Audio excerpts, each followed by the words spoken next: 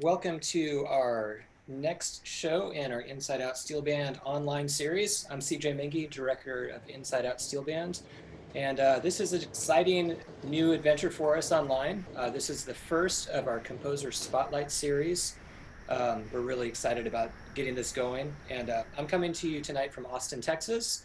Our performers are coming to you from Lincoln, Nebraska, and our featured composer, Jonathan Scales, is joining us from Brooklyn, New York. So we're all over the country tonight, and we got some live music. If you're joining us on YouTube, please put your comments there and questions because we'll also have a Q&A with Jonathan after the show. Um, and special thanks to Raymond-Kolker for organizing all this tonight, one of our featured performers and kind of the mastermind behind a lot of what we're doing with the Composer Spotlight series. So before we get started, some of you maybe aren't as familiar with Inside Out Steel Band. I always like to mention a couple of things about our organization. We're a nonprofit organization based in Austin. We do a lot of outreach in normal circumstances in the high schools here.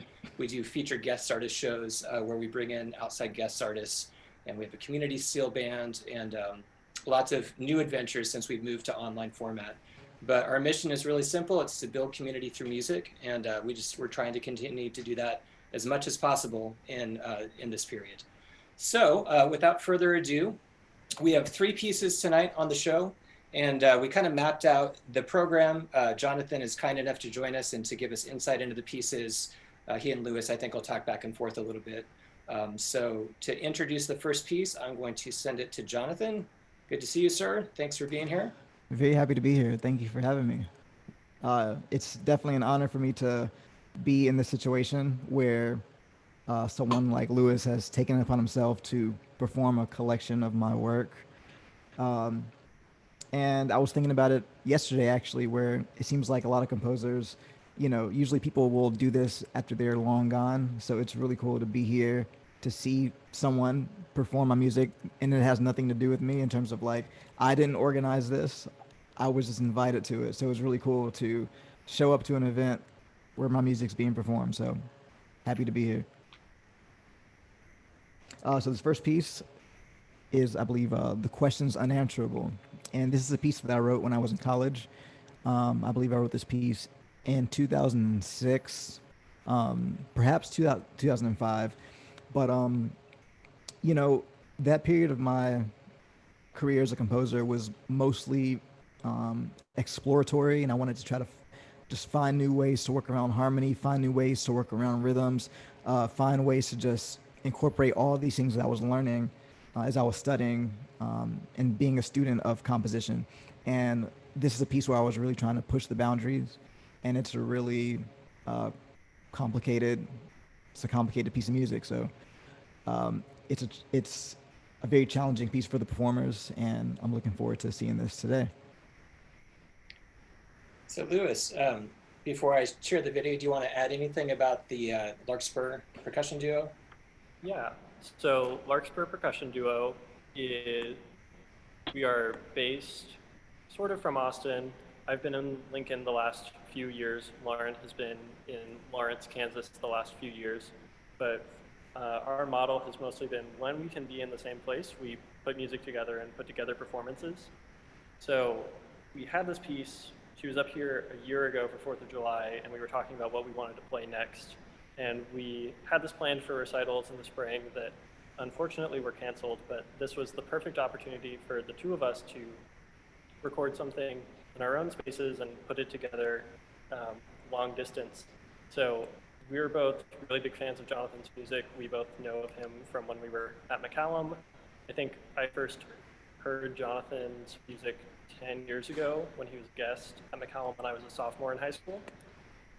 So it's definitely been a while, and I've gotten to live inside this music for a while and get to know it. So this was really exciting because not only are we playing new pieces on this program, but this piece is one that we've been listening to for a while. All right, so here we go.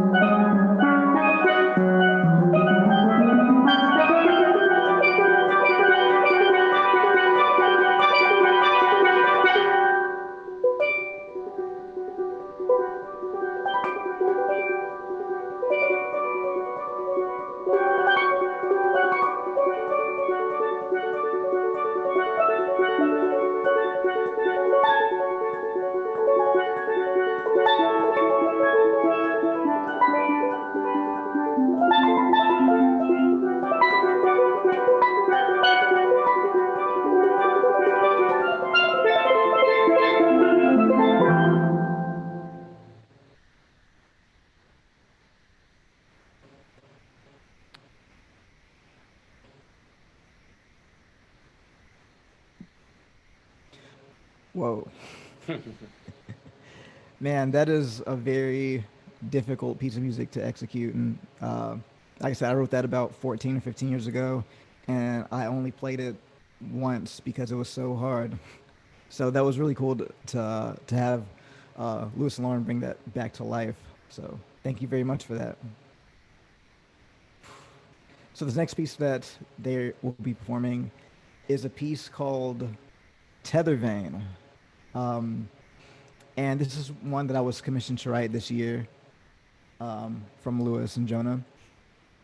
And I wanted to kind of be exploratory in a different way. I wanted to kind of explore the way that humans connect with each other, just psychologically, where you kind of lean on people for certain things in your life, like whether it's like emotionally, whether it's spiritually, if you're thinking along those lines, but just kind of how like lives kind of weave in and out. So there's a lot of things that I use harmonically, rhythmically, and different key centers to kind of represent different ideas.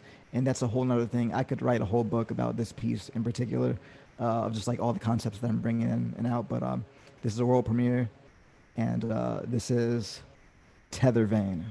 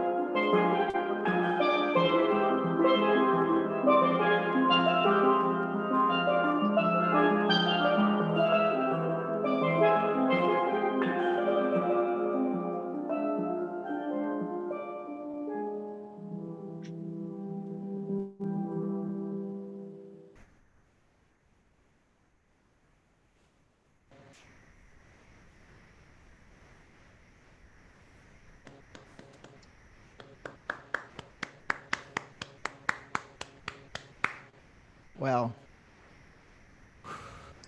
that's another difficult piece. That it's funny being a composer because oftentimes you write things that you never play, and that's a piece that I just wrote a few months ago, um, towards the beginning of quarantine, and yeah, that was the first time that it's ever been performed live, or the closest live as we can get right now. So I really appreciate that.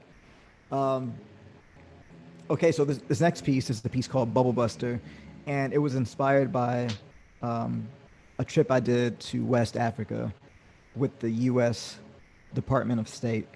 We were in the country of Mauritania, which is um, you'll find it is south of Morocco, near Mali, that part of the world, and it's right there at the tip of the Sahara Desert, but also you have the Atlantic Ocean on one side. But for the first couple of days that we were there with the State Department, I felt like they kept us in the bubble because they wanted to keep us safe.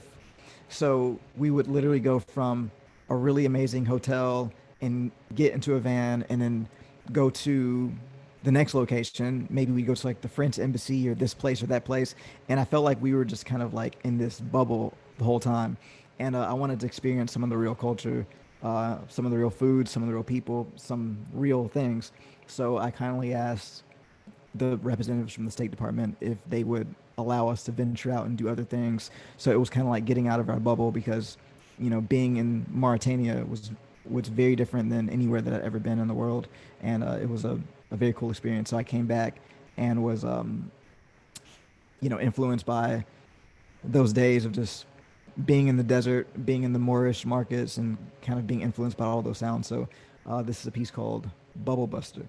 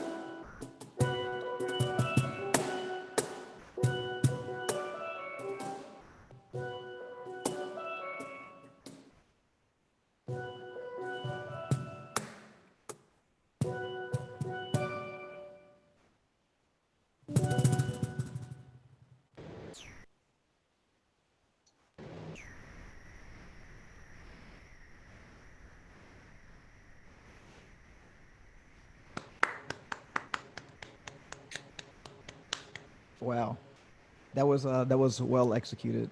Um, I got to hear this one time before when I went to Nebraska, and they performed that for the orchestra at a clinic. So it was cool to hear that again.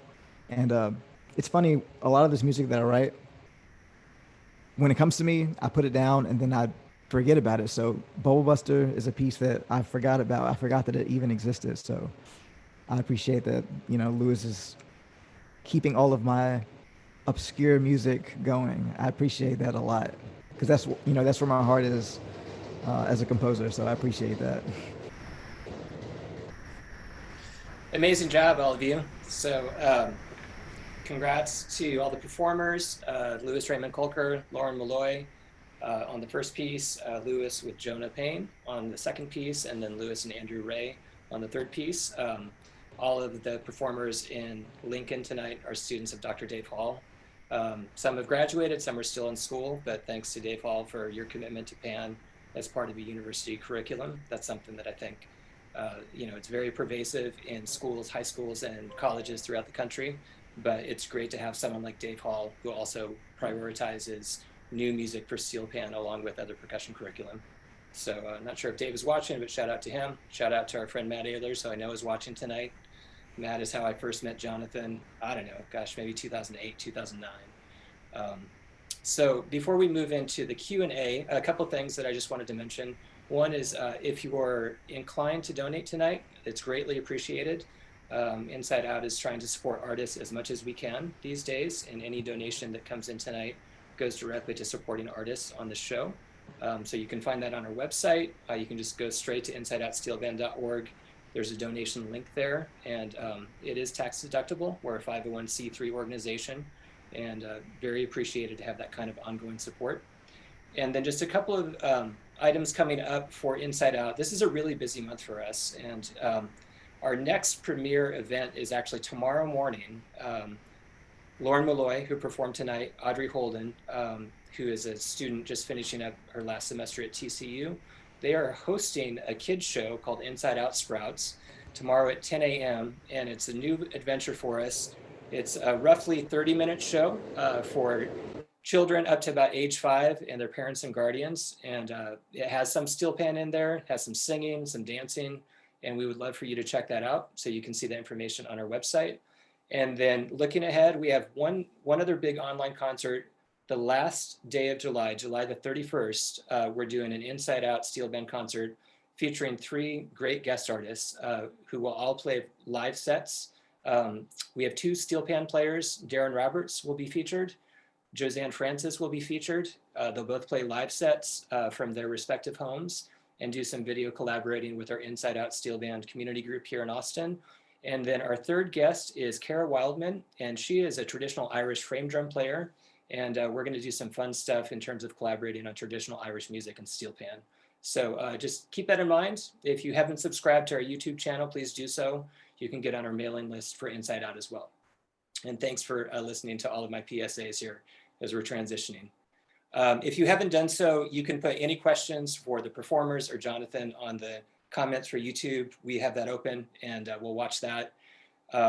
And we would love to get feedback. Like, it's so cool seeing all the positive feedback tonight, but please, you know, this is a rare opportunity, I think, to get to talk directly with the composer and the performers in a very unique way. And Jonathan, I think, is going to mention these pieces are published now. So for the pan players tonight that are interested in learning this music, he'll talk about how that's available. So let's open it up to our Q&A format. And Jonathan, do you want to talk about that first, self-publishing the pieces, where people can find each of those charts? All right, there we go.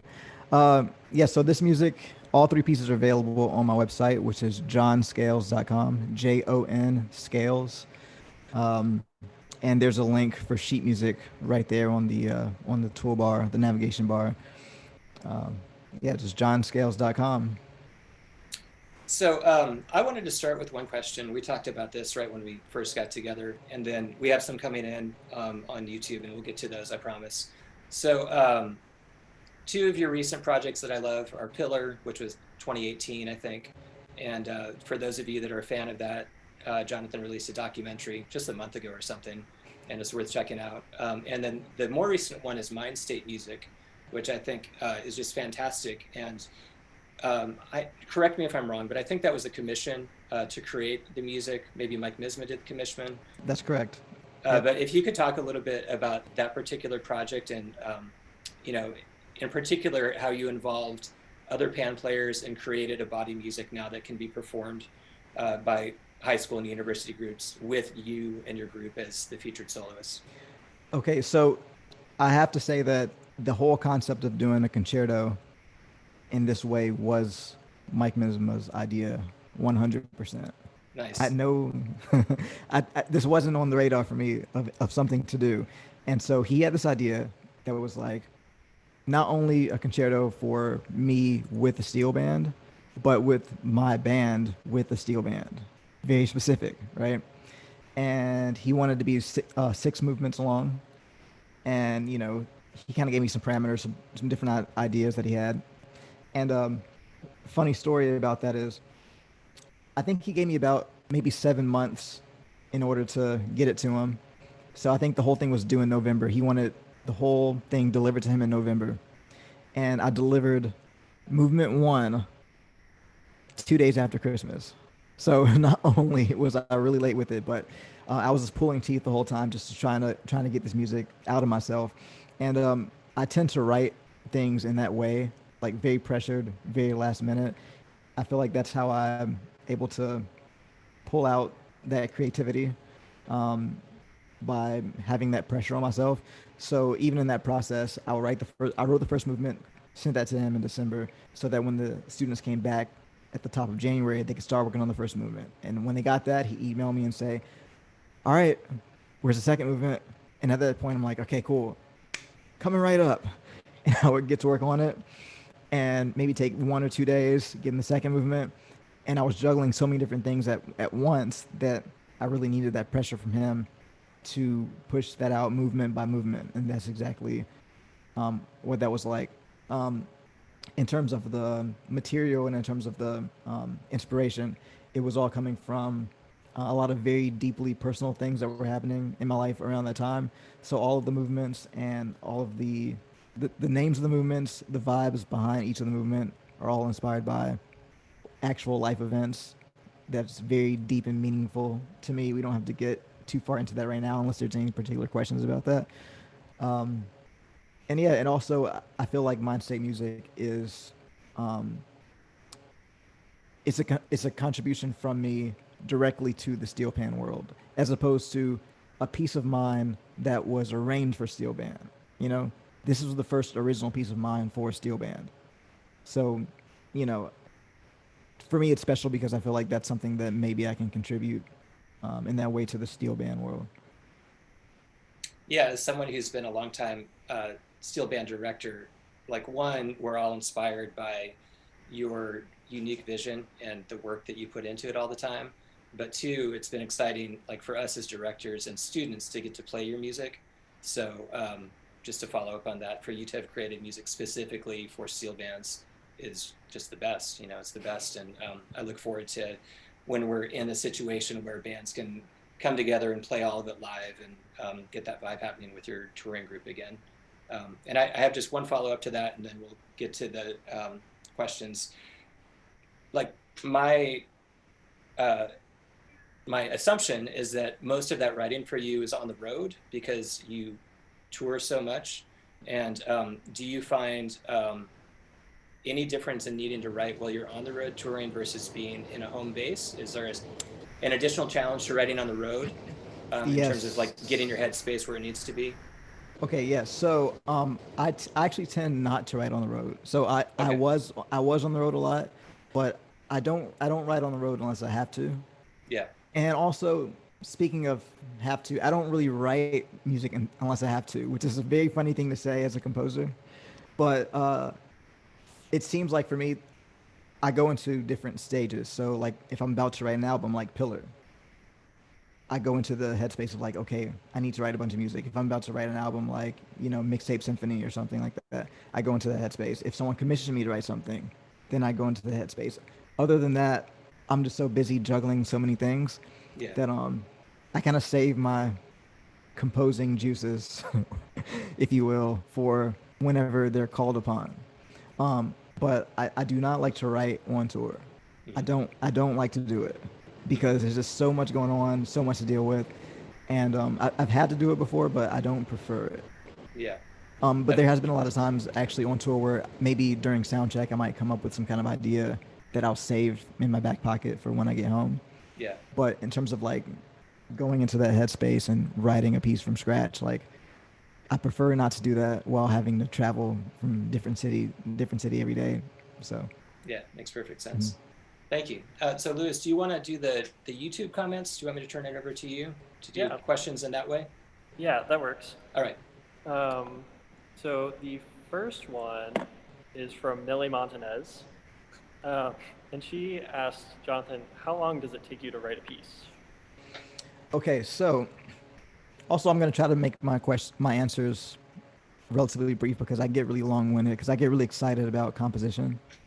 So I'll keep that in mind. So I would say that, of course, it depends on the instrumentation, how much work goes into it, but I tend to write very fast. And it just comes from how I developed as a composer, being as someone who went to school for music. And for me personally, a lot happened at the last minute because maybe Wednesday night I was hanging out with my friends, and then at 11:30 at night I realized that I have a lesson the next day where I was supposed to write a string quartet, and then I go home at midnight and pull an all-nighter writing a string quartet that's due the next day. So I think that from having to do so many things like that through college and then after college and having these assignments that popped up randomly, I kind of developed this style for myself that I'm able to pull out in the moment. And to me, composition is like improvisation. A lot of people think composition is a separate thing, towards like, okay, I'm going to write this piece and it's going to go down in history forever as this magnum opus or whatever. And people, they improvise and they also do great things when they improvise. But to me, I like to combine those things, and I like to write in the moment. And it's important for me to get all that out in the moment. So any piece that you hear of mine is written in a day or two. Maybe three if it gets crazy. Like Tethervane was written in about 2.5 days. Bubble Buster was written in probably 2 days. Question Answerable, maybe 3 days. That's a really hard one. That maybe took 3 days. But I like to kind of force myself to get it out. So I'll pull all-nighters and everything just to like live in that moment and not let it last longer than that, just to get it out while I can. Mm-hmm. And Millie also asked, what's your favorite album that you've written? My favorite album that I've written is Pillar. I feel like Pillar is the culmination of, my career in a lot of ways. It makes me sound like I'm old now. But Pillar, I think it's my 6th album. I think Pillar is the 6th album, and I feel like it's a good gateway album to my music. So if you are a first-time listener, Pillar is a good introduction. If you're a long-time listener, Pillar is just like a solid representation of just my work. So I would say Pillar. And I got to work with a lot of my favorite people on that too, so that helps. So a couple more questions specifically about your composition.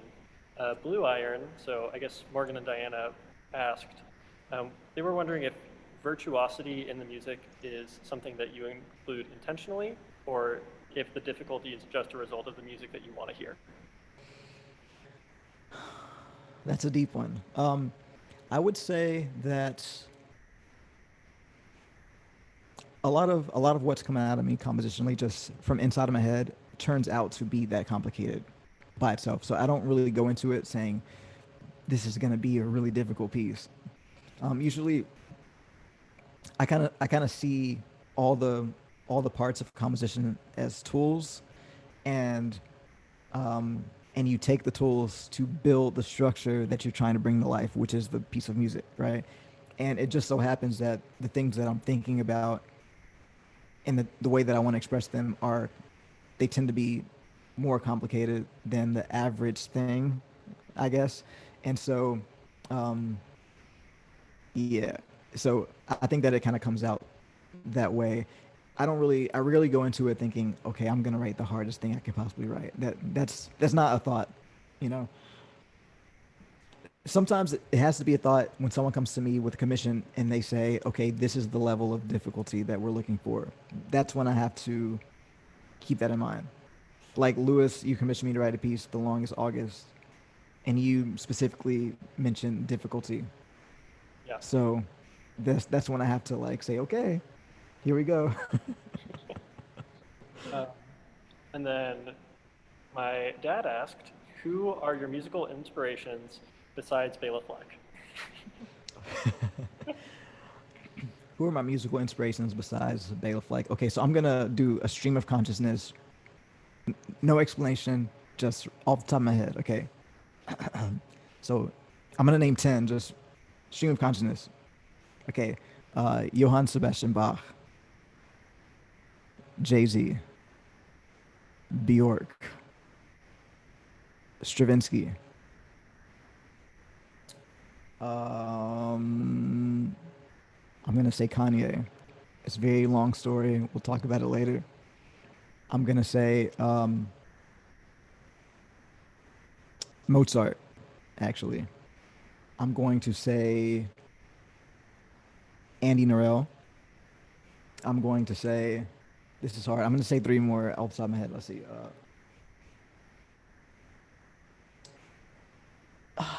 That's a tough one. I'm going to say Eminem for his just rhythmic dexterity and like thinking outside the box beyond the words and beyond all the controversial things.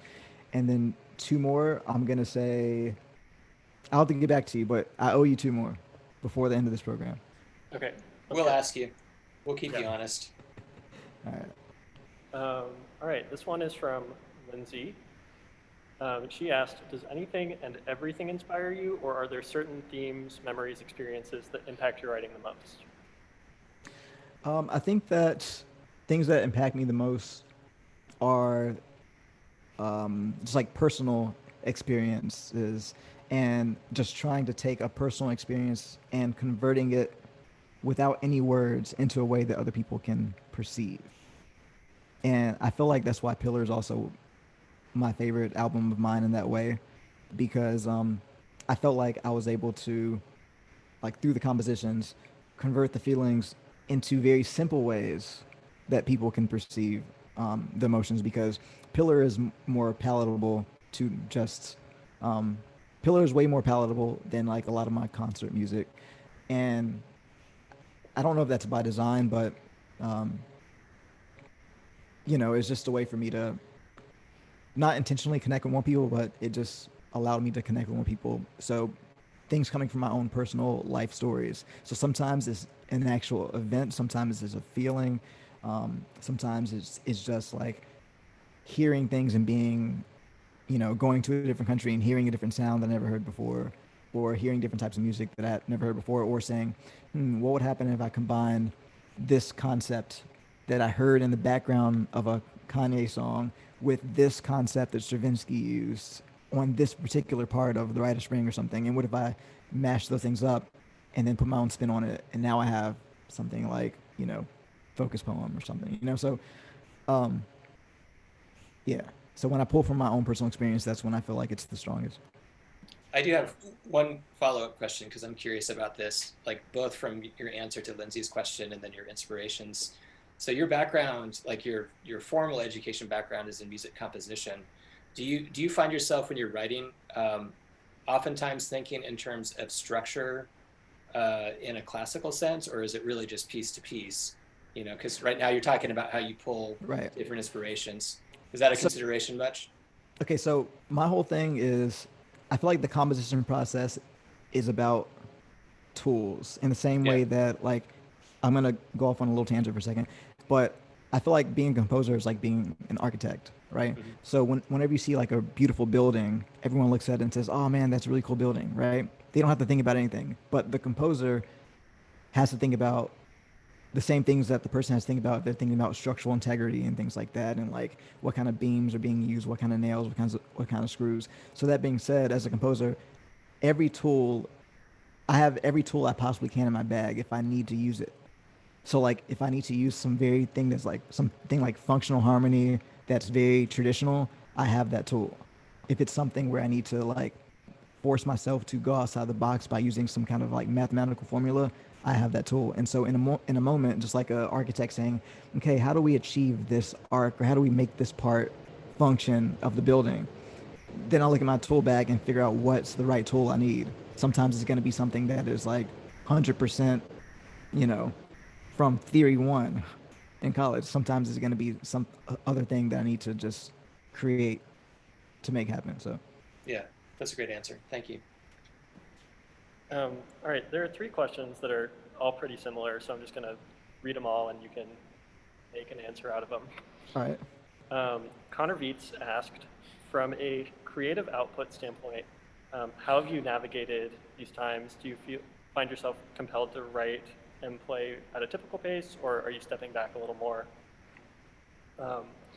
Tanner Herod has asked, with quarantine, what do you miss the most about being on the road, and what do you not miss about being on the road? And then Angela Smith wrote that she's heard many artists say they're most creative when they're angry, and have the recent events inspired or affected your composing at all? Okay.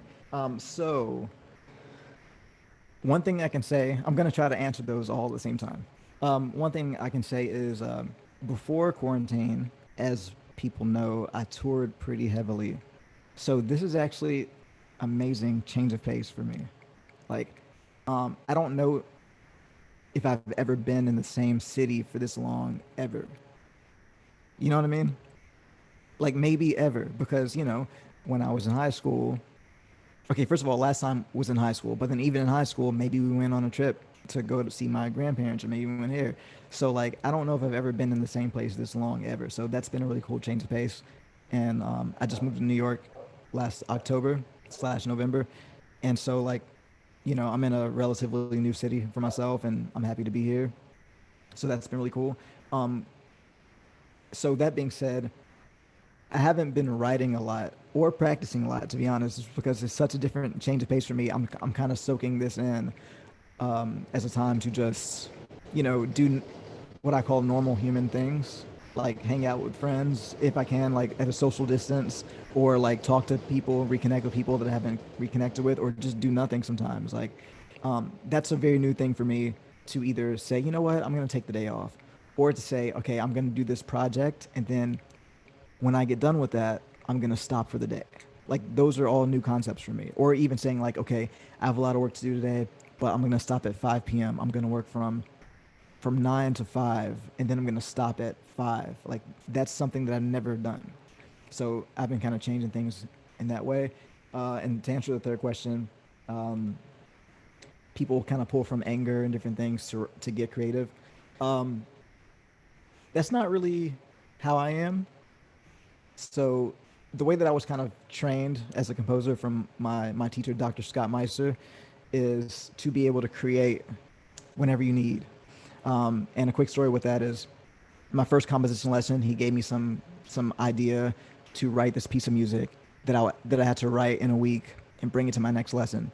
So I showed up to my second lesson. He's like, "All right, let's see your composition." And I said, "I didn't have it." I was like, I don't have it." He said, "Why not?" I said, "I wasn't inspired." And he got so angry at me.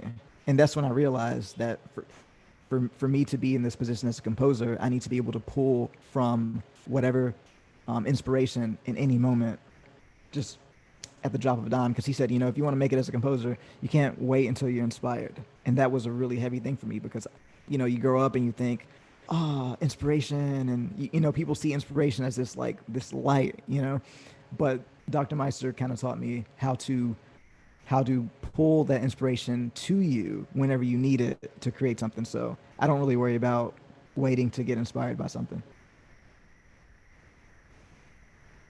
Cool.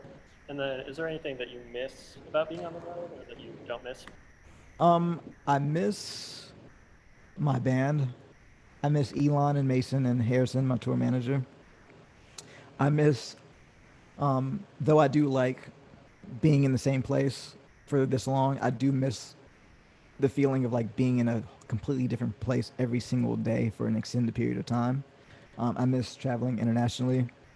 Um, I don't miss the business end of the stress, like when promoters are emailing saying, "We've only sold this many tickets. Ah, you guys need to do this.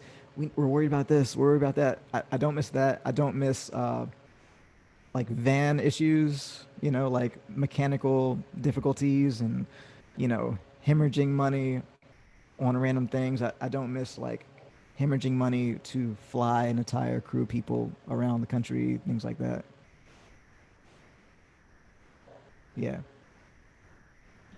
And then I just had a question personally. So having played all three of these pieces, it feels like you've taken a really different approach on each one. And I know that they're all from different periods of time, but it feels like even the instrumentation has a huge influence over like Tethervane. There's a lot of times where Jonah and I are playing the same thing or playing the same line, but it's splitting back and forth. And then on the other side of the spectrum for Bubble Buster with Andrew, I have all of the pitched content, and Andrew has all the rhythmic backbone.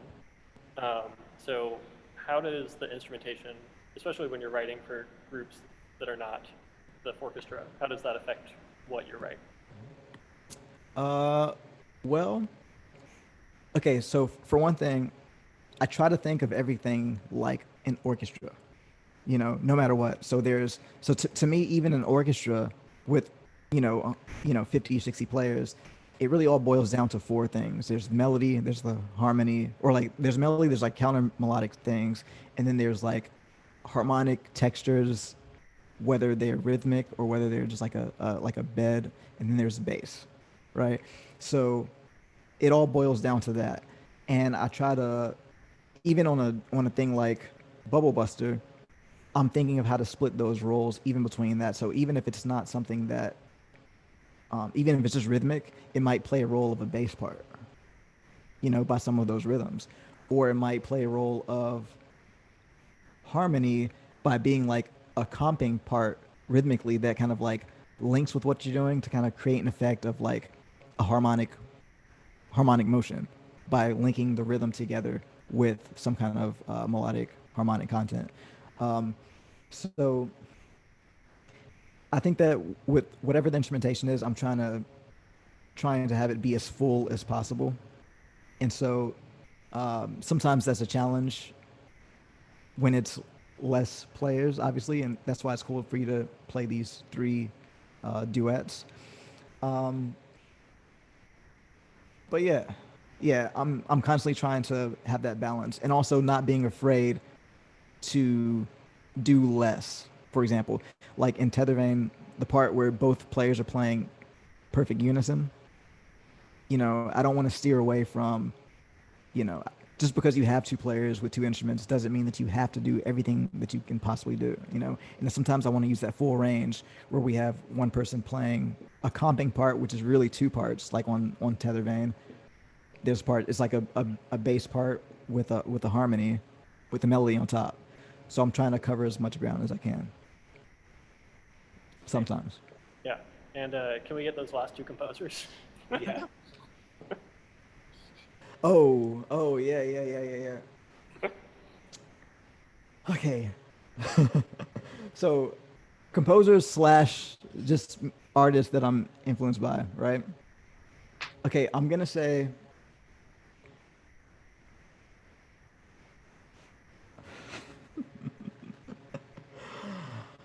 Okay, got it. I'm gonna say Cannonball Adderley, saxophone player, and I'm gonna say Miles Davis. Nice. Well, I think that's all the questions that we got. So thank you, Jonathan, for being here. Andrew and Jonah Yeah. and Lauren Yeah. for playing. Lauren in the internets. Yeah. Thanks for having me. Yeah, and I want to. We are at Turbine Flats in Lincoln, and they were really generous to let us use the space because all of these instruments would not fit in my apartment. So it's really nice to have a place to perform. You said it was Turbine Flats, is that right? Yes, Yeah. Turbine Flats. Thank you to Turbine Flats in Lincoln, Nebraska. You can find all of the artists and performers online, so be sure to check out Jonathan's website for the pieces that were performed tonight. You can find Lewis, Andrew, Jonah, and Lauren all online and social media. They're all doing really interesting things as performers and creatives, and it's good to follow them wherever you get your social media. And again, keep up with Inside Out. We're just going to keep trying to create good online content to keep bringing us together, those of us that make music and those of us that enjoy music. That's our priority now and always. There was one comment that I have to deliver to you. So McAllen Percussion, aka Matt Ehlers, this is for you, Jonathan. Great shirt. So you need to shout out. Oh yeah, the Funky Knuckles. There you go. Shout that out. Yep, Dallas. Yes. And Matt McAllen is saying we miss you and your band down here in Austin. Oh man, I miss you all too. Special delivery through the comments right there. Yeah. So Lewis, thanks so much for organizing this, and Jonathan, it's a real honor that you are our first Composer Spotlight artist. Thank you very much. If you're able to join us for the next one, Lewis, you want to talk about what's coming up for this series? Yeah, so about this time next month, early August, we're going to have another Composer Spotlight with Ian Willock. Ian is a friend of all of ours. He's an alumnus of University of Nebraska, and he's currently a graduate student in composition at University of Texas at Austin. He's written 3 solo pan pieces that I'm going to be playing. 2 of them are acoustic, and one of them is with an electronic backing track from a consortium that I organized last year. And they're all really incredible works. CJ and I have gotten to play with him at an anniversary party gig a couple summers ago. Musical highlight. He's part of the Inside Out family, and we're really excited to showcase his work. Yeah, so watch for that date. And again, thank you for those of you that tuned in tonight, and thank you for those of you that were able to donate tonight. We and the artists all really appreciate it. Lewis, you have anything else tonight? No, that's it. Jonathan, it's a pleasure, sir. Thank you very much. Yeah, keep doing your thing, and we will see everyone for the next time. Thank you. Be safe, and we'll see you again. Good night. Bye.